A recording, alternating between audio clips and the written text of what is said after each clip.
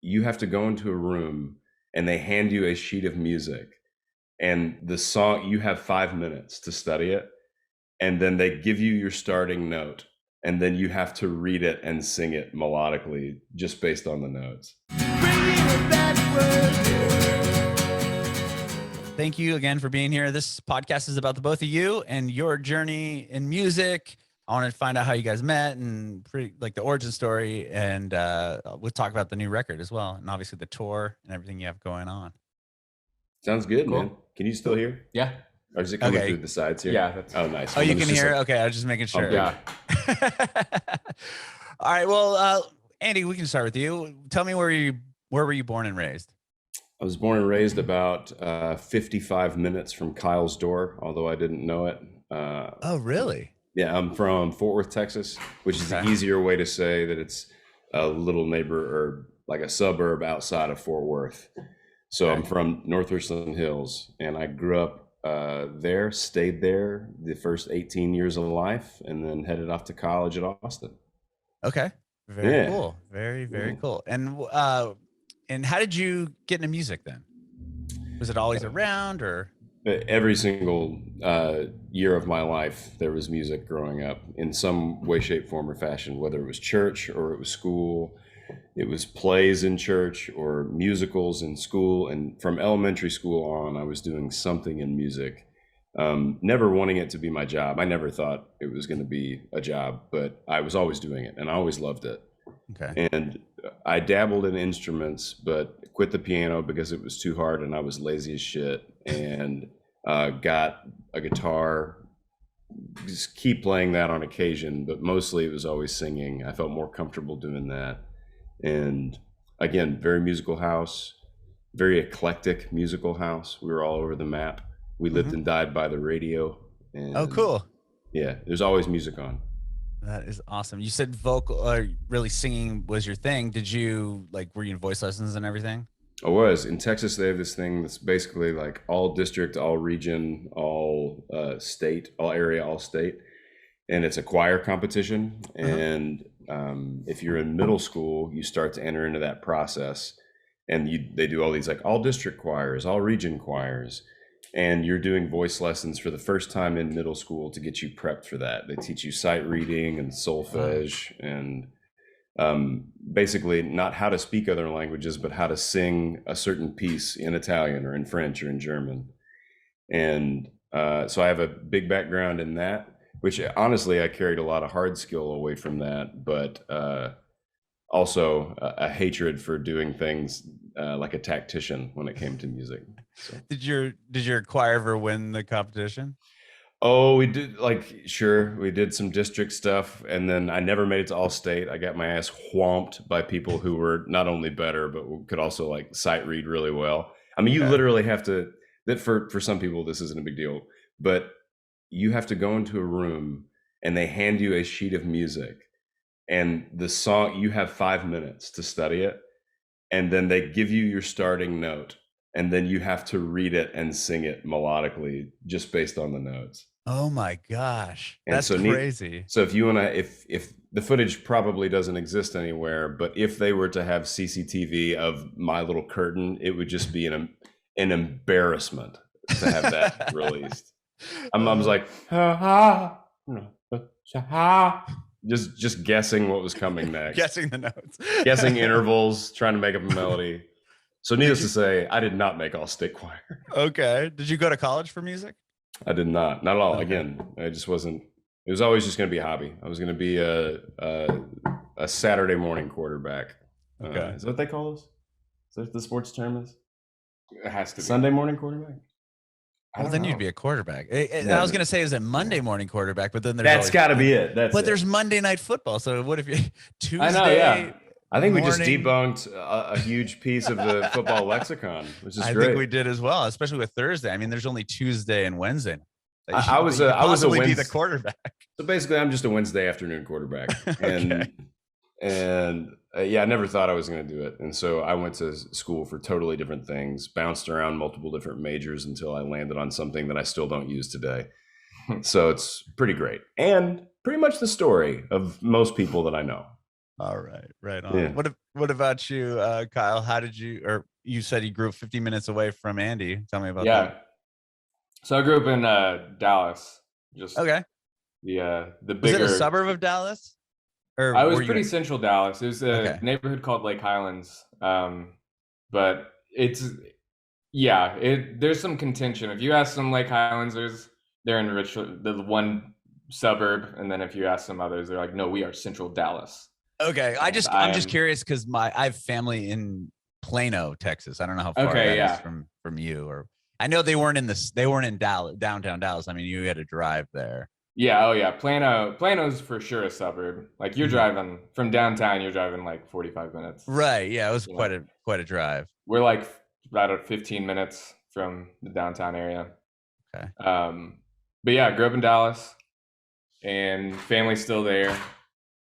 And I did not have a musical family. Not at all? Not really. My dad liked music. He was a fan and like was always a guy that made me in the car when we were listening to the radio. He made me like bob my head and did just so many dad things. Right. But no like instruments in the house or anything like that? No instruments in the house. Not a ton of music being played in the house. Listened to a lot of Beatles and the Police and the Eagles on road trips, but road trips were mainly where I listened to music growing up. And then what was the first instrument you learned? I learned drums first. Okay. How old are you when you picked up drums? I think I was in 7th grade, whatever. What is that, 13? 12, 13. 13, 13, yeah. I saw Hanson and I was like, I could do this. Look at these little kids. Did you saw them live or just saw them like on that music video on MTV? I saw the Mbop music video. Oh, of course. And I saw Zach Hanson just going off on the drums, and I was like, I'm gonna be a drummer now. Was he going off? He was going off. He was going off. To my 13-year-old he had the brain, long. I mean, he had the thing. Yeah, going, he was. Right? He had the long blonde hair. He was ready. It's funny that band still like exists, and they put records on and everything. They do, yeah. Perfect. And they've changed. Like, I remember hearing a song recently enough, maybe within the last couple of years, and I was like, "Whoa, this is Hanson!" Like, they're still gone. So weird. Well, now I have to go and listen to it and see if I like it. Yeah, I haven't listened. It ain't bad. It is. They're like on some festival lineups. It's like, if I heard Mbop live or anything from their first album, which I was obsessed with in 7th grade, I would go straight back there, and I could still probably play all the drum parts to it.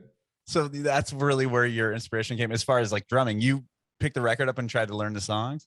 Yeah, that's how it started, and I eventually found my dad his favorite band of all time was Led Zeppelin, and so I fell in love with John Bonham, even though there was no way I could ever learn his licks. Sure. I would play along to the records poorly, and it was just like a fun little hobby for me. Did you ever play drums in a band or anything? Like, I mean, oh yeah. Okay. I got to high school. I played drums just for fun, and then some dudes in high school found out and ended up being some of my closest friends in high school because of it. But they wanted to start a punk band, and so we started a punk band. And then I got super into like the Blink-182. What's the other band's names? Sum 41. Just all of like the pop punk world. Of course. Just that's the world I love. Drumming you could do. Sure. were you a good Charlotte Newfound Glory daddy? Absolutely. Okay. Yeah. I didn't know if that give me all the pop punk hits. I don't know if I was a fan or if I was just like in the world with friends that's what they listened to, and I was just happy to be there. That's who's to say? I don't know, but I do know I liked playing the drum parts because it was just like go as fast as you can. Try to play as fast as you can. Did you guys do shows? We played shows to my mom and dad and their moms and dads and our like small friend group in downtown Deep Ellum. We would play like probably 2 or 3 shows a year. That's awesome. But nothing you weren't like actively playing like bars or clubs and trying to. No, I didn't even know that was like an actual pipeline. I just thought I was like just hanging out with friends. It seemed fun to play shows like that. Okay. But I didn't know that it was something that you could even pursue outside of like it just being fun with your friends. Okay. And then when did you go to college for music too, or because you play guitar in the band, right? Yeah, so I went to UT. We went to the same college. I went to college for biology and studied science, got my BA in biology, went back. I was pre-med, wanted to be a doctor. Wow. He's not done. He gets another degree. Yeah, and then I got my master's in epidemiology. And it's been a weird few years for an epidemiology guy. Oh, I know, right? Do they call you up? Yeah, the CDC just won't. They're blowing me up right now. Like, we need hands. Yeah, all hands on deck, even though you don't know it anymore. But yeah, just I couldn't play drums in college just because I either had 14 roommates that didn't want to hear me playing or didn't want to lug. I would gig in Austin, but I didn't want to lug my set around everywhere because I was the dude that had drums, so I played a lot. And then I eventually was like, I don't want to do this anymore, and can't really set up a set in my either dorm or apartment, whatever. And so I was like still wanting to do some type of music, so decided to try playing guitar in college. And so you were playing drums and like and playing shows and when you started college? Yeah, I would just have people would know that I played drums, and I think drummers, I don't know what it looks like now in Austin, but at the time there was just like a shortage. Not a lot of people played drums or wanted to take the time to transport their drums.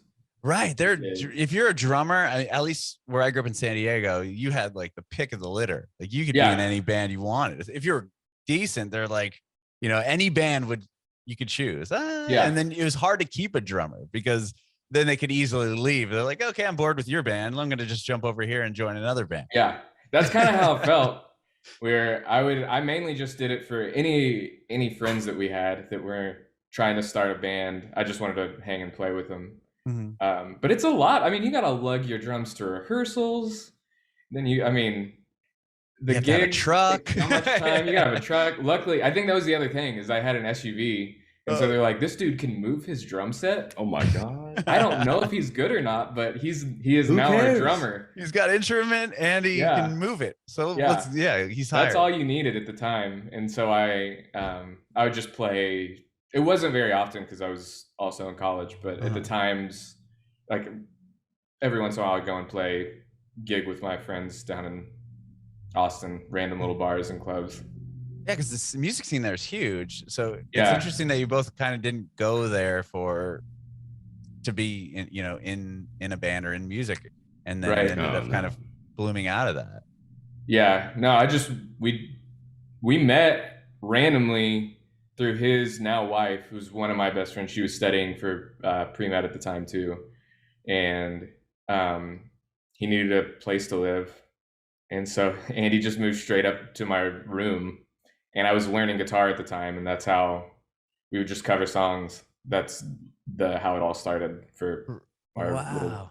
It still kind of cracks me up that you didn't touch a guitar and learn it until you were in college, and not only college, but you were like halfway to 3/4 done through college. Yeah, when he picked up a guitar. That's nuts. Yeah, and then, and much to my dismay, I'd been playing at least a little bit since middle school. And I was like, so you're better than I. Okay, great, better than I am. Great. Cool. That was a decade wasted. Sure. Were you doing anything with the covers, or just kind of it was just fun? We started just for fun, and then we lived in a house really of like I think it was at the time 14 people, and I think it was like 4 bedrooms. It was insane. Everybody had 3 or 4 people per bedroom. It was gross. It was disgusting. It was amazing, but it was so classically a college house. Like we had the couches up on cinder blocks, so it was like stadium seating to the TV. Oh, of course. And the bottom of the shower was like a couple centimeters thick of just black something. We don't even know. And everybody was super cool with it. Didn't even talk about it. It's fucking vile, man. Yeah. You just don't know how to take care of yourself or others. Just so many hot pockets. Or care.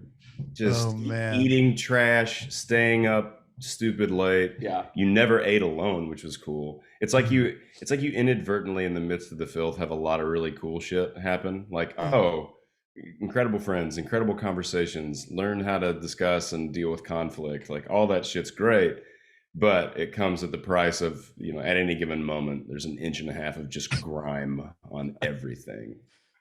That's hilarious. With like writing songs and starting Penny and Sparrow, is it like something that kind of formed out of just that bedroom and like, okay, we're covering songs and now why don't we write a song? Like when did that conversation start? So yeah, I didn't even really answer your question. So we started covers just randomly. And then eventually all of our roommates were doing their college thing, you know, where they're having to throw an event or a fundraiser or I don't know, just something either college related or some extracurricular where they needed some musical act to either play cocktail music or they just needed some type of anchor to an event. Okay. And so they would say, oh, well, you guys want to come and play? And we were like, yeah, we will, sure. And so we would just play covers essentially for our friends and their friends. And it eventually turned into more than that because we did one that was a little bit more professional. Yeah. And that's how we started actually playing. We would go and do an event that was professional. Like it went from like college party type stuff, college fundraisers, then to a full on like event that was a fundraiser. And we were going to be playing as the guest. Oh, okay. And did you do all covers at that gig as well? Okay. We didn't know. We weren't writing our own songs yet. And it began just as people telling us in our community, hey, you guys are pretty good at this. You guys should keep going. This is fun. And we just enjoyed it. Like, again, we were working regular jobs at that time, we were working jobs that were non-music related as we did throughout the first 3 records of Penny and Sparrow. Is that right? Wow. Oh, yeah. So when it came time for us to, like, I think it started when your mom and dad got you for that Christmas. Yeah. I was just about to get engaged and we were living in an apartment complex that was right off of Guadalupe in Austin. And his mom and dad got him a recording rig for Christmas, like a tiny firebox. Yeah. And with 2 inputs. That's still what we use. Yeah. You still use it? Yeah, that's what we used for a lot of the upcoming record. Wow, that's so rad. Yeah. So he got him that, and then we decided it'd be fun to like, hey, what would it be like if we just tried to write our own stuff? With the entire intent being like, hey, someday, because iTunes was king shit at that time, right? Like you just wanted to get on iTunes. And so we were like, it'd be really sweet if we could make something like a little EP and put it on iTunes and it's like stuck there forever. And we could show our friends and relatives like, hey, your old man was in a band once. We made an album. You can check it out. It's still there. So we did that. And I don't know how it got out, but more than just our friends started listening to it and didn't think that it was shitty. And so we kept going. Was that 10 Boom? Was that album? No, that was the Creature EP before that. Oh, the Creature EP. Sorry. That was 2011? Yeah, 2011. Yeah. Okay. 10 years ago. That's crazy. Wild. Yeah. So that record was just a thing that you wanted to put up on just to have something on iTunes. Yes. The entire goal is just to have a physical something that existed in the nebulous internets that we could say, yeah, look at that. We were a band once.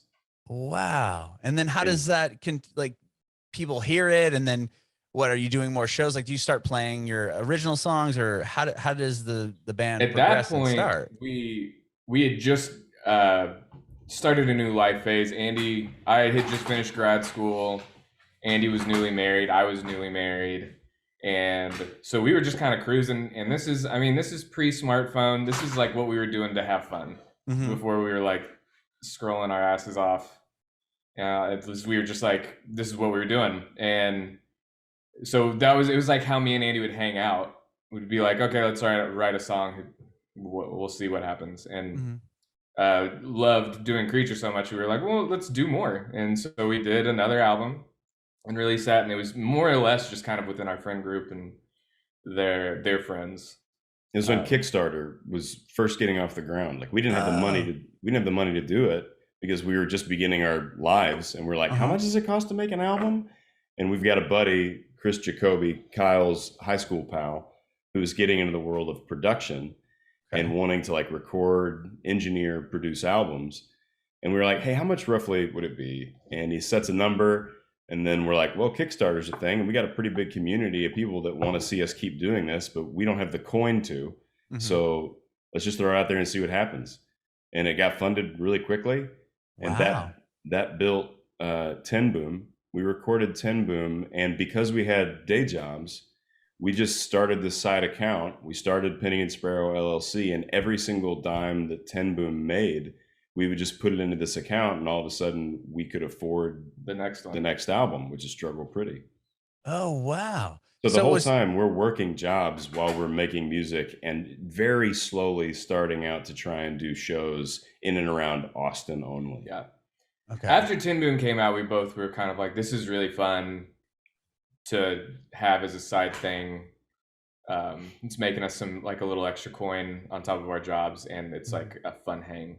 Yeah. So we're like, so we'll just keep doing this until it just it either isn't financially lucrative or whatever, or it stops being fun. Yeah, or it stops being fun. So the same thing with the second record then? Yeah, for Struggle Pretty, we both still had jobs. We actually recorded in our houses the whole thing. Wow. Which is kind of what we always do. Yeah, like more or less, there's at least 60% of the record that was recorded either in my house, his house, or somebody's house. Yeah. Was that the same case for the first the records as well?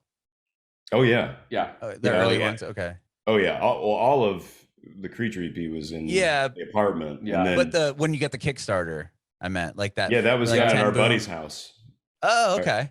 Yeah, he had just started recording stuff inside of his house in San Antonio, his apartment, and that's where you did the record. We would travel down there and in his kitchen, which was subsequently also his den. If you took one step that way or this way, okay, we recorded there. Wow. Okay. And the similar for the second record. Were you touring it, or not touring, but playing more shows when the second record came out, or is it still just this fun hang thing? Because at that point, we started trying to play more shows, which was really hard. It's so hard to get your foot in the door. I think I got turned down 150 times to play like the bars that I wanted to play at downtown. Either turned down or just not responded to. And so eventually I think we just started doing our own thing. We were like, oh, I'll just play at friends' houses and stuff like that, which is kind of like a good microcosm of our entire career. Yeah, true. The industry's not interested? Yeah. Oh, okay, cool. We'll just do, I guess, whatever the fuck we want and see what happens. Right. That's awesome. Yeah, and eventually, like, I don't know, we got a couple breaks at a venue that wanted us to play, and or eventually fooled a venue into letting us play, something like that. And then eventually, after Struggle Pretty, after our second record came out, we started. We looked at how everything was doing financially. We were like, you know what? I think that we can keep this afloat if we keep it real tight, like real tight in terms of how our finances are looking. And so then we started going outside of Texas after that. Which basically meant there came a point where me and my partner, he and his partner, all four of us looked at each other and said, you know what, we're not real happy with the day jobs that we have. Yeah. Like, we can do them and we're fine with that. But, you know, it'd be pretty great to just try and experiment and give this a year. Like, bear down, both get in each of our respective Priuses with all of our shit loaded in the back and just travel the country singing. Because the idea of like trying to make it was still like, we did not anticipate it. We assumed we'd be back after a year doing our day jobs. But it sounded like a cool adventure to go and actually give this thing teeth. Like, we didn't just run our mouth about doing music. We really gave it a shot. And so Kyle literally books this tour out throughout America. And we played for mostly no one. But occasionally we would find pockets of these cities where we're like, how the fuck did you hear about us? We would randomly play Fayetteville in 2014 to like 400 people. Whoa. And were they just finding the record on like iTunes or something? No idea. Word of mouth through people. Yeah. Like, just folks letting folks know. And all of a sudden this community of folks is surrounded and backing us and liking our stuff. And like, so that first tour, we'd be like surprised by a big show. And then we'd go to famously the Jade Lounge in the Pacific Northwest, where we showed up. They didn't know we were playing there. They nodded at the corner and said, well, that's where the sound equipment is. And we put it together ourselves, and we play for one kid who knows us and his parents who he drugged to the show. Well, at least he was a fan and knew the band. It wasn't just some kid that happened to be there. Oh yeah. And Kyle and I's whole, like, there was this chip on our shoulder from the very beginning of like, it didn't matter. And if anything, like if there was one kid, like we sang our ass off to that kid and his family, being like, you're going to get a fucking great show. Like we're going to crush right now. And it's going to be for this one dude and his parents who were like, whatever.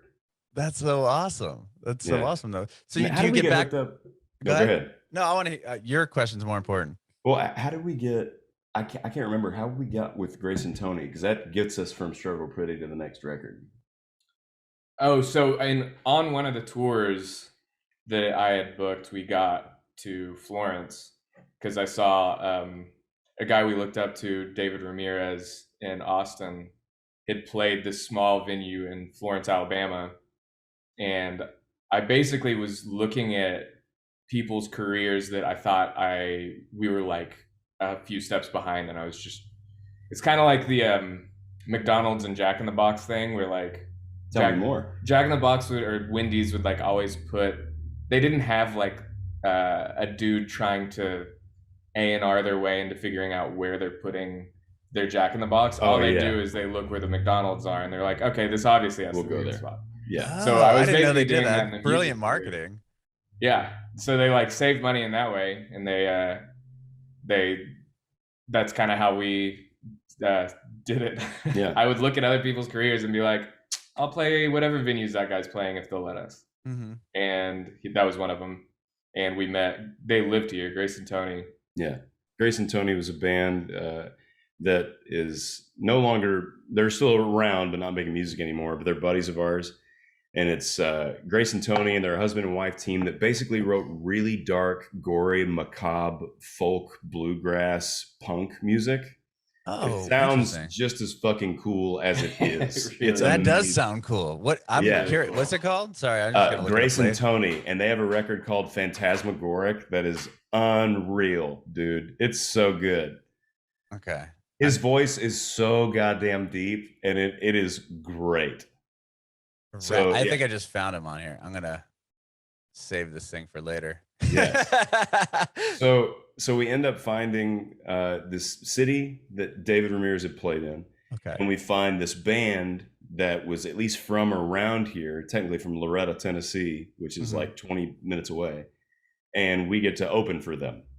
He asks and they say yes, and we open for them. And so we show up, and as the story goes, Grace and Tony, we don't know them. We're meeting them. And Tony like pulls us aside and says like, hey man, just wanted to let you. No. What? He says, hey man. I don't know if it's going to make you nervous or not, but my brother's coming to the show. And we were like, great, man. I'm glad your family's coming. More people. Sure. Yeah. Like, all right, cool. That sounds great. He goes, well, my brother's John. I was like, cool. Again, great. He goes, it's John Paul White is my brother. And so then it all clicks for us. We're like, oh, this is why you're asking. And it was good of you to ask, because now we are nervous. Yeah. Right. Because like early told me on, that after the set, right? Yeah. In our first ever interviews early on, we were like, who would you dream to work with? And our answers were always like Glenn Hansard, John Paul White, Sam Beam. And all of a sudden, out of sheer and total happenstance, this guy's in the room. So we play to literally Tony and John Paul's whole family, mom, dad, some cousins, and nobody else really. Like, it was a pretty small contingency of folks. And afterward, John Paul approaches us and is like, hey, we loved what you did. I'm starting a record label. I'd love to write music with y'all if y'all are interested. And see, that face right there is honestly what we should have done. But in reality, what we did, we were like, oh, shucks, thank you so much. Like, shucks, that's great. Oh, that's great. Okay. Thank you. Yeah. But in our heart of hearts, we're like, he's just being sweet. Like, we're the opening band for his brother's set. He's just being nice. Like, it'll probably end here. We need to emotionally prepare for this being the last time we talk to John Paul White. And maybe a week later, while we're on the road going to another show that for 8 people, John Paul calls and says, like, hey man, how are these dates? We'll bring you down here and put you in a lake house and of my buddies, and we'll write some songs. Wow. And so we did, and we went down to a Florence lake house, and months later, and we wrote a bunch of songs with John. We brought some to him and worked on some melodies with him, and that record became Let a Lover Drown You. Wow. And was that kind of the turning point in the career? I would imagine. You said like by the time the 3rd record came out, that's when, well, you quit the day jobs to just tour for a year, right? Yeah. And then did that allow you to just, you know, at this point you have him kind of co-signing for you and helping you write the record? It definitely helped the career along, but I'll be honest with you and say it sort of felt like the Cruising USA. You cross the checkpoint. Like you cross the checkpoint and you get 90 seconds added onto your race. You get to keep going. Yeah. We're like, we still don't know if this is going to be a thing, but we know that we get to do another project. We get to do another album. And so we kept amassing. And this is a good point to tell you that somebody accurately described us the other day and said, you're the only band I know that has somehow managed to touch every rung on the ladder on your way up. And so when you say turning point in the career, I'm like, maybe if you look at it from a bird's eye point, but really just felt like the next stair step as we slowly ascend on this job. No, yeah, that makes sense. So it helped us be less insecure. It was a legitimizer, if you will. We felt respected by another musician that clearly actually wanted to work with us, which was fun. We formed relationships. We did our first album with somebody else producing us and recording us the way that they wanted to. We learned a lot about what we want to do because of that. We had a great experience with them, made lifelong friends. Hell, I found my home here. Me and my wife stayed. Yeah, I was gonna say you live there now, right? Yeah, I mean, we were talking about earlier, but that's crazy. You just ended up staying in Alabama. Yeah, and then the next record began before that record cycle ended because Kyle, me, my wife, and his wife all lived in a home together right down the street from the studio where we recorded Let a Lover Drown You in Florence. And in our off time, Kyle and I just kept writing. And you did a Christmas record in there too, right? We did do a Christmas record also. Right. That's right. Yeah. Well, that was just something fun to do? Yeah. I think so. I can't even remember our motive initially, other than I can't either. We made a bunch of friends like, oh yeah, this would be cool. We've like, if we did this, how would we want to do it? It sounds like a fun writing project. And we were listening, and then he put me on a bunch of James Cleveland and the Angelic Choir, which if you're not on that shit, woo, it's real good. So we started listening to a bunch of that and built out a Christmas record and made that. And then we did that in a July, if I remember right, which is super fun to record a Christmas record. Isn't that usually how it is though? Like they'll shoot like a Christmas movie in July because you have to do posts and create the record so it can make it by December. Yeah. But Texas in July, I'm sure wasn't it's like 115 degrees. Yeah. It's fucking beautiful. It's great. It's perfect. You're in San Antonio in July singing Hark the Herald Angels Sing. It's perfect, really. Yeah, it's great. Pretty apropos. Sure. So with Let a Lover Drown You, talking about, I'm looking at a bird's eye view, right? And saying that's kind of the turning point in your career. But you have a guy who's respected in the industry. And I guess my bird's eye question would be like, do you get put on a bigger tour, like a support tour at this time? Or are you still really just driving the Priuses around trying to, make a name for yourself to the whoever shows up? I got a few thoughts. One of them is like, as we kept going, a few people sent the elevator down for us when they didn't have to. Basically, like when they didn't know if we were going to be good for any tickets, we had Drew Holcomb take us on a tour, and that was an incredible solid because we got to inherit fans and play in rooms that once you play in a room, even as an opener, it gets your name in the mouth of certain talent buyers that will then take a chance on you in a lesser room, even if you're not a name to shake a stick at yet. Mm-hmm. And so that happened a few times. I would say through the majority of our career, we haven't had a lot of major, huge tours that we've been the opening act for. Yeah. Like it's really been pretty consistently. We go on a tour and the rooms just get, the hermit crab shells get progressively bigger and bigger and bigger as we go. There have been some notable exceptions, like I said, with Drew and doing Josh Ritter and Johnny Swim. Wow. And so those names took chances on us. I mean, I think we were pretty established by the time Josh let us come and play, but for the most part, we've tried to slowly amass and keep the fans that we have. And I'm not sure why it's working, and I don't care. I'm just glad. Right. We did buy ourselves a little tour van though, so that was another stair step. Yeah. After Let a Lover Drown You. Yeah. Which you were able to get a van and kind of That's properly right. tour and not drive separately. That's true. Yeah, which was like surprisingly helpful to not have to drive half of the entire length of the United States, and now we could split it up between 4 people instead of 2. Right, which is amazing. Right.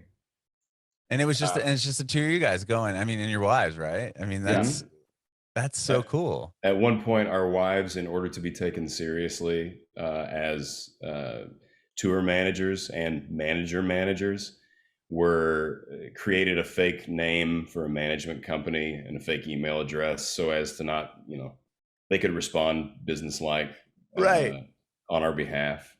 That's funny. Hilarious. Yeah. And then what was the business called? Second Management. Second Management. That's good. That sounds legit. Sounds legit. Well, it's because technically it was legit. Yeah. They were doing that job. Yeah. They just didn't do it under the guise of folks who had our last name that we were sleeping with. That's funny. I interviewed Sam Harris of Ex-Ambassadors, and he did the same thing. Like he came up with a fake manager name. I forgot what it was, but and he would email people like, "Oh, I'm managing this band called Ex-Ambassadors," and that's funny how you can kind of almost fake like some credit. I mean, you had credit, obviously. Absolutely. You had 3 records out, but just to have somebody else vouching for you, it's like this bigger deal. Like, oh, well, why does this person think this band is interesting? Why are they managing this band? That's a weird boogie too, right? Like a booking agent won't sniff at you if you don't have a manager, and a manager won't sniff at you if you don't have booking. Right. And I don't know, that was a weird boogie that we went through for a while, but around that time and in the, those records, those 3, we got management, we got booking. We've gone through an up and down journey, figuring out and amassing our team, like in the Heist movie, assembling the squad. And now I feel like we've landed in a really, really great place, and it's been awesome. That's amazing. Was the 4th record any different than that 3rd album you ended up doing in Alabama? Like as far as like the process goes, recording, like did you work in a studio at this point, or like what was the difference going into that next album? For Wendigo, we did had started working on it in our again, just in our living room with the same rig that we always had, and started it very demo-y, and kind of fell in love with the demo sound. So we just kind of kept recording in houses and tried to make it sound even more demo-y than normal. Tried to like match that demo sound. Yeah, we leaned heavy into that on Wendigo. Oh yeah. No, we tried to, it was very forever ago demo sound, like a demo on steroids is kind of the overall feel for what we were going for. So yeah, we just like, instead of demoing and saying, okay, this is the direction of the song, we were just like, no, this is the song. These are all the parts. And if we want anything else, then we'll just keep fishing for the next production point.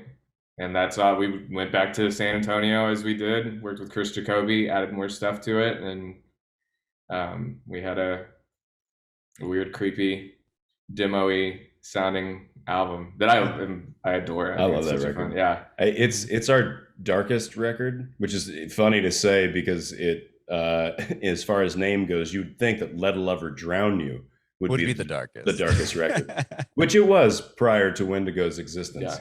And then I love Wendigo because, like Kyle said, there are more audio artifacts and Easter eggs of where we lived at the time, like creaks of a door, shut of a door, clanking of silverware, background conversation, dog bark. You can hear a Law and Order episode in the background of one of the songs. Which one, SVU or? Of course. Yeah. Okay. The only one. Well, Right.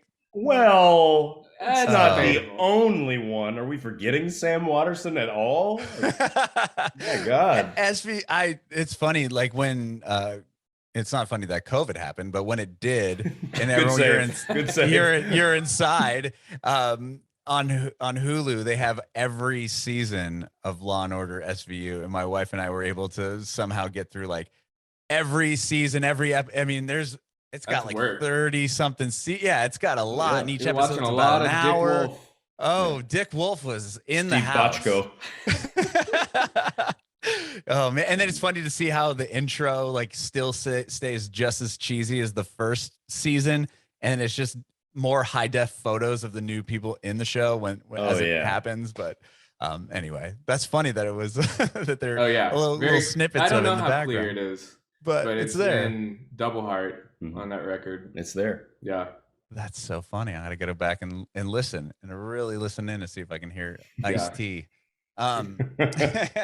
You should put featuring Ice-T on that song. We really should. Yeah. Executive produced by Dick Wolf. Yeah. Oh man. I mean, you guys have huge numbers on Spotify. When did that start? Was it around that? It creeped, man. That's why I love hearing your story, because it sounds like you said, you're kind of taking each step as it goes. It wasn't like you had one record or one song that was like, okay, it's got X million viral seconds or whatever. There was no meteoric nothing. I mean, it legitimately, if it's a meteor, it's the slowest moving ascending meteor ever. It's just not an extinction event. It's just gonna fall on Earth like a pillow. Just nudge us, and we'll slightly. But I think, no shit, I think that the most viral bump we've ever had in our career happened 2 weeks ago. Yeah, I think so. And we didn't. Well, yeah. So somebody kept sending us this TikTok that someone had made of our tune in the background, and it was a very sweet thing. They said nice things about us, and all of a sudden we're looking at like the back end analytics on Spotify, like, why the fuck is Duet doing so well right now? A song from 2013 off 10 Boom. Yeah, I was gonna ask you that, and it's got so many plays on it, and that's why I was wondering, like, did that song come out and become like, was that like kind of the kickoff point? And when you didn't bring that up, that was where I was going to go with the Spotify question, because I was curious. No, man, so it was through a TikTok thing. Well, I mean, the recent bump has been it's been and one of our top. It will just be a bump. Like, it's gonna go probably back down. It will. The universe just always reminding us to know our place. Yeah. Like, relax, fellas. We don't skip stairs here. No. Okay. Relax. We walk carefully. Yeah. So yeah, there has been no like, oh shit, you guys popped off, you blew up when you did X, Y, or Z. It's more like, no, y'all just kept walking. That was neat. Yeah. Good job. Well, I mean, on Finch from 2019, you have a song that has near 23 million streams. But it's funny that you say that, because that almost, you could look at that and be like, oh, okay, there's your big bump, there's your big break, right? And I would sort of believe that, but I'm willing to bet that if you study the analytics annually for number of people that are engaging their music on DSPs for the past few years, it's still stair-step. It's like, yeah, as we grew, our streaming numbers grew, as the listenership in the world fully went over to DSPs, or almost fully went over to DSPs as their mode of ingestion, it feels like it just followed suit. And I'm grateful that people hear our music, in any format they get it. I don't know if I felt we got more media representation in Finch than ever before, but it still wasn't like a crazy amount. It just felt like we kept plodding along and moving forward. So we'll see. Were you touring that record when COVID happened, or had you already done the cycle? We released it. We released Finch in August of 2019, so we had the fall to tour, and it was great. It was the most successful tour we had done up at that point, and then played one show in probably like 2 years ago now, and that was our last show that we played. Wow. Was it December of 2019? January of 2020? Of 2020, yeah. That was live in Texas? No, that was like that. It was like a random show in like Virginia. Yeah, just played a. Times have been hard. Yeah. Wow. I still remember we were slotted to go play a pretty big show. I think we were opening for somebody. I can't remember who. And I think it was in San Francisco. And Wood Brothers. We were gonna go do the Wood Brothers boogie. We were like, stuff was in a pretty good spot for us. We were getting cool random offers, and we were like, yeah, we'll go play for the Wood Brothers, go open for them. I think we had gotten asked like 2 weeks before, which is always such a fun thing. And so we were on our way. It was the day before we were gonna fly out, and everything started canceling. And being in epidemiology, I'd been watching all this go on with that kind of in mind. And the day before the show, I was like, no, I don't think. Everything had just hit California specifically.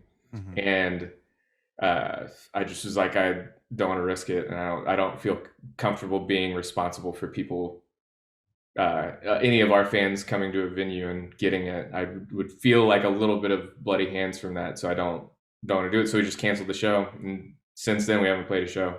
Wow. It's interesting that you come from that background, kind of seeing that. I mean, January, it really wasn't a shutdown thing until March, right? I mean, yeah, it was just in China at that point in January. And then I remember talking to Andy throughout all of February, because we had a tour booked in the spring, and to like basically the second leg of the Finch tour. And I remember talking to him in February being like, hey man, just want to keep you updated. I don't think we're going to be playing these shows. Like, I bet we have to cancel everything. This is like a serious disease. I don't really think I don't think we're going to be playing these. And once it made it to the United States, I think it was the day that we canceled I saw the South by Southwest canceled the festival, which is a huge deal. Yeah. Right. And then both of us were just like, screw it. We're not going to go to San Francisco for one show. Like, it wasn't worth it, right? And you probably wouldn't have been able to play it anyway. I don't know when the date was, but I don't know if they eventually played it. They did, because it was the next day. It was, I mean, still right at the cusp of everything. It was before everything I think like 2 days after that, everything was like, nope, shut down, we're done. So it was one of the last things that people would have had a chance to go to. There are too many unknowns for us, and at the point, like, not knowing what it was, I obviously defer to Kyle with that background that he has, and Andy's super fucking smart. So when he was like, nah, this doesn't feel good, I was like, yep, we done. Yeah.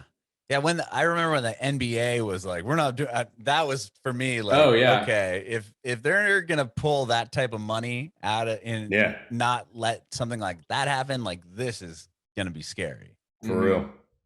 And wow. And I was curious, because it's crazy, because you have that background, and kind of, I wonder if, do you kind of, I mean, it's hard to say now because everyone's so aware of it, but was that something that you were kind of like interested in? Like, oh, like I heard this little thing, and because you have that background, you kind of were researching it a bit more? Okay. Yeah. I think that I was fortunate to understand the numbers in a little bit more in-depth way, and know how to see numbers pretty, like, a little bit more clear, and how where even the numbers were coming from. I just had more of a background to understand it. Right. And I find it all really fascinating. So it was something I was in our off time, I would wake up, look at the news, and then go see like the reports that were out, or like I just follow epidemiologists on Twitter and had, just because I had come from that world and just wanted to see what they were saying about it, because it was so new. It was like, I mean, we literally learned about this scenario in my master's program. Like, they were like, this is what a perfect storm would look like for a pandemic to happen. And they were right. They called their shot. And so it's really fascinating to see it play out real time, and very sad at the same time. Yes, for sure. I know, because we've had other scared things go on. Yeah, we had Ebola, avian flu, even the swine flu was pretty bad. Right, and everyone was kind of really worried, and then it was like, this is happening. And as a naive American, I'm like, that ain't coming here, right? As like, you would expect. That's somewhere else. That's someone else's problem. Right. And then it shows up, and then everyone, and we're still feeling it now, obviously, with numbers going up, with all these variants and all this other stuff happening. We're in this crazy, it's crazy to think that just, this wasn't a thing like just a couple of years ago. Now that we're just so like adapted. Totally different world now. So bizarre. Well, so now you cancel the tours, we're stuck inside. Do you start writing the new record at this point, or like, are you trying to just grasp what's going on? Like, how do you like, what do you do? You're like, okay, we have this record, we kind of toured it, now we're stuck inside, we don't know when this is going to end. Do you try to jump on like what the other people were, like other artists were trying to do, or like the live streaming and just trying to do something to we had name out there? We had iterations of ourselves that were doing that same deal, like we tried the live stream boogie. We did one of those. We immediately went into writing, like, because we don't really stop doing that. Kyle's brain never quits doing that. I don't stop collecting words and trying out new ideas lyrically to go in different places. And so we were already writing the next thing and starting it. We just now had all of a sudden this abundance of time to do that, to write, work, harvest words, and to do it with an engine that wasn't under the gun. We weren't under a time restraint. It was just make, and when it gets done, it gets done. We can slowly start working on these songs. We can record some from home. We can record and write and build this record from 2 different states, which is what we were in. Oh, wow. So it was like you guys were recording it remotely, so to speak. Absolutely. Yep. I mean, we send ideas back and forth via voice memo, and the way that we work is really symbiotic. And what's the other one? It's like a healthy parasite. We're both like really healthy parasites upon one another. Okay. We both need one another to make Penny and Sparrow work. It doesn't work without both of us. Because of the way that we write music, predominantly melody, predominantly lyrics, and then we edit one another in the final 10%. And so because of that fact, Kyle can send me an idea melodically, and I get to go and take it to Word World. Or I can literally send him, like we did on this last record on alle, I can send him words and be like, I do something with this. It's in a Roustavellian quatrain, so enjoy however you make a melody attached to that. Enjoy it. Wow. Do you like doing that, Kyle? Is that something that you enjoy? I love if he sends you lyrics? I love it. It's so fun. It's different puzzles no matter. If he sends me lyrics, it's a puzzle, and I like that. And if I send him melodies, that is me just getting to self-express before. Right, and then it becomes the puzzle for you, Andy, right? Yeah. Because now you're trying to make their words that'll match kind of the melody of the song. Well, yeah, and it gets so far on certain melodies, it gets so far as to say, like, Kyle, I need you to go back and listen to second marker 17 of this voice memo track. Can I have an extra syllable here? Can I have 2 syllables? How many can you squeeze in right here that I can have? And I can get so attached to my melodies that I'm like, no, and you can't sing it that way either. And that can't be that word, because that's the wrong vowel. Just change everything. Yeah. Oh, wow. Okay. And you mentioned using that same recording device that you got from your parents, and that was used on this new record as well. Oh man, that thing has paid for itself just a billion times over and over.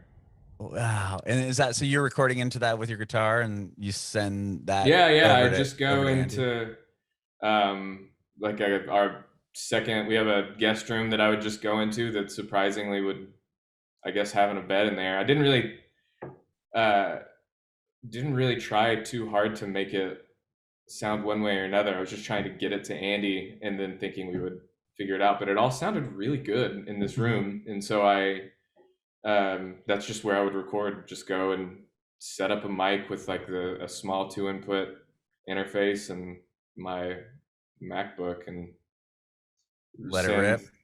yeah, just send Andy stuff. I love it. Yeah. And I have a neighbor who lives a few doors down on my street that is a brilliant mix and master and engineer technician out of Florence named Chris Bethay.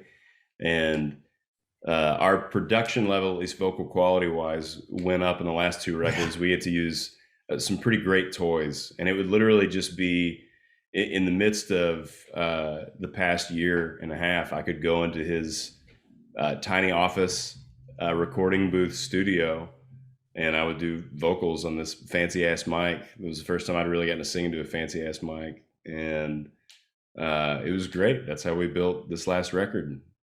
That's awesome. You said earlier, you weren't under the gun and you kind of had all the time there is to put this record together. Do you feel like did that make it challenging at all? Like now you have all this time, like, are you going to go back? Are you going back and listening to it and like really analyzing? Okay, well, like I feel like because there's no time constraint, you can almost like overthink the record. Sure. Or did that happen at all? I love to overthink. That's my pocket. Okay. So that's exactly what I would do. I would listen to I would listen over and over until I like figured out the vision of what I wanted for the song. Because we produced this one fully. This was just me and Andy for this one.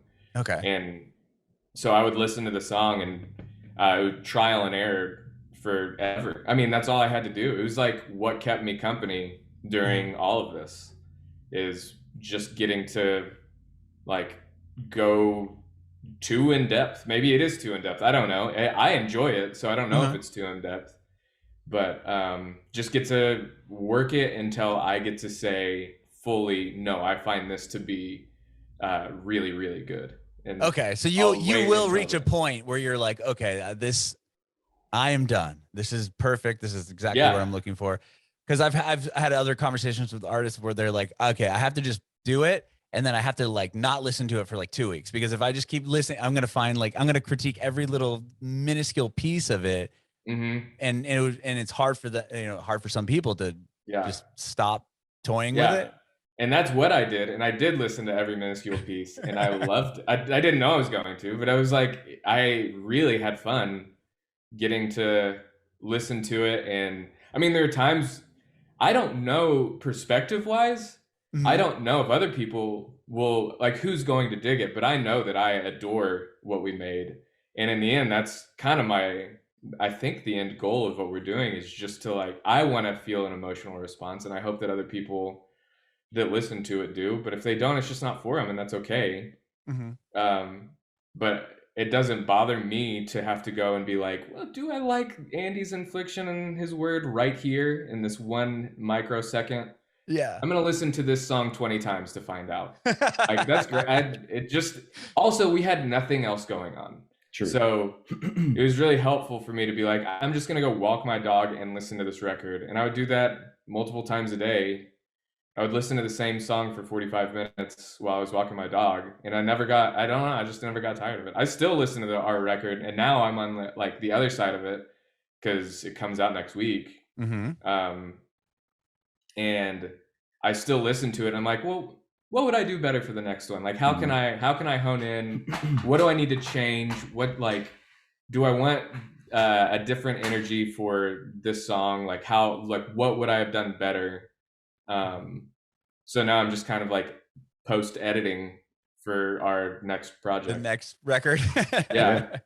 Wow. And Andy, you mentioned to me yesterday when we were talking that you guys are rehearsing for the tour right now, or you're finally together to... Yeah, we're down here with a few pals who've been quarantined up so that they can do this thing that we're going to do, which is film a live full band video inside of a Florence studio, and literally just we wanted to get a rehearsal time with us to build these songs out, and B, to catch video of us in a full band setting. A, because it sounded fun. B, because we want to get reps in that regard, and we want to slowly work that muscle out because it's a new one for us. And we're still going to tour just predominantly with Kyle and I, but we want to reserve the option always to be like, hey, what would it be like to experiment with sound and to do a full band? So we're going to record it and do some of these songs live. Wow. Have you had a chance to play the songs together yet? Or, I mean, or was this the kind of when you met right now, is this the kind of the first time, or were you doing that? Oh, that, yeah. It was the first time. It was the first time. Oh, wow. Stressful as hell. Because we like, hadn't played in 2 years. Right. We're like, we still got it. Still got it. But first couple takes were pretty sloppy, and it's weird though. Your vocal as a muscle we just have weak muscles right now. I don't have any grooves. Like my voice feels really unsteady while I sing, and it's been like over the last few days I've already like it feels much better now. But it was a unique thing the first few days. Unique start, sure. Yeah. Wow. Well, tell me about the record, Olly. Is it coming from alle, oxen, frei? Yeah, it originally came from there. Yeah. Okay. Yeah. Well, tell me about this record, because we haven't really talked a whole lot about it. First one we self-produced, like we told you. Someone asked me in an interview a little while ago, like, describe this, what was the process of this record, or tell me about this record, and in 3 words. And I said, being here now. So it feels really nice to feel more ourselves than we ever have before, to feel more confident and honest in the way that we self-express. The lyrics, the melody, what we're putting out is true extensions of who we are in the here and now. And we are very happy in the here and now. And that is an internal happiness that is devoid, well, not entirely, but mostly devoid of external. Like, I like me. I like who I've become. I'm really proud of this iteration of myself. And I feel like I found some stuff out along the way, along with Kyle and our daily conversations as we catch each other up. We're best friends. We talk every day. There's nobody under the sun other than the person that he has sex with that knows him better than I do, and vice versa. And so this whole journey of self-discovery, self-expression has been shared, like truly symbiotic in a really cool way. And it didn't have to be that way. We could have changed over the course of the past few years and been different people. But if anything, it's fused us together more deeply, more intimately, and now getting to make music with my best friend at this level and to feel better at our craft than we ever have at this current level of who we are. Feel better at our job than we ever have. He's writing better, more unique, mind-blowing melodies and sending them to me. And I really do feel like I'm making better usage of words and sentences, and I'm more clever than I was. I can think around corners more quickly. And so all that I just said, that was like in the crock pot to make alle. And that's, I think, honestly, how I would describe the record and why we're so proud of it. Not only was it our first self-produced thing, but we self-produced it at the iteration of ourselves, like the version of ourselves that we're most proud of. Right. Which is pretty cool. That is cool, because it's hard to even get in that space in your mind, I would think, to like be like, okay, this is me, and we're going to be brutally, really vulnerable with the way that you describe the record, at least. Yeah. I mean, therapy's been great. It's been really nice. And also just constant friend therapy and partner therapy, getting to talk. We're no strangers to talking emotions and sifting through them. And if anything, we've gotten better at it and more desirous of the process to do it. So not everybody writes music that is autobiographical or that is literal, like a peek into their brain as they sift through weighty issues, but we have. And not every single song, but a lot of those are peeks into who we are now. And the other ones, I think, are invitations for you to peek into yourself via parable or whatever. So yeah, that's really cool. And especially in this time, I mean, when you talk about peeking into your lives and stuff, that's why the one thing I kind of like that I really respect about this you know, the way people are like reacting to the pandemic, in the sense that like we're you know, somebody's gonna see you guys sitting in your house, right? I mean, it's like a total like open behind the curtain look at everybody's lives nowadays, because Right. that's just what it is. It's like you can go watch your favorite artist, you know, see what their living room looks like if Right. they're, you know, doing a live video. Like it's kind if of that's like, your kink, then yeah, you can. You do know that. what I mean? Like it's just crazy. It's crazy, crazy, crazy. But I appreciate you both being here. Thank you so much for doing this. This has been awesome. I have one more quick question for you. I want to know if I can get an answer from both of you, that'd be awesome. If you have any advice for aspiring artists.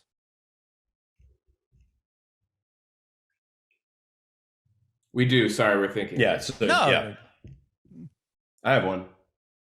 Go for it. Okay. I'm piggybacking off a thing Kyle said earlier, because it's been a thesis of ours that we hold on to, which is there is no guarantee whatsoever that anybody who hears the thing or sees the thing or experiences the thing that you make, that they're going to respond positively. You can, however, guarantee that you like the thing that you made. So do whatever you got to do to love the thing that you make. Do whatever you got to do to make sure that you're proud of it, that before you give it to anybody else to raise like an adopted orphan or to babysit or to visit, before it ever makes its way to their house, make sure that you're really proud of it and that you loved it. Because then it doesn't give a shit if anybody else likes your kid, but you got to like your kid. So I love that. I love that. Yeah. I would just say mine's pretty simple. And it's simple in theory right now. It's not super easy, but just playing live I think is like pretty foundational. Just playing as many shows as you can, even if nobody shows up. It helps you figure out your sound, which it exists. Everybody has their own unique fingerprint, but you got to get out of your head enough to like, and playing live helps you to like fully experience your own music, to like figure out what you sound like as a person or as a duo or as a band. And getting reps in front of people is, I think, a really good way to do that. And it's a good way to build a fan base.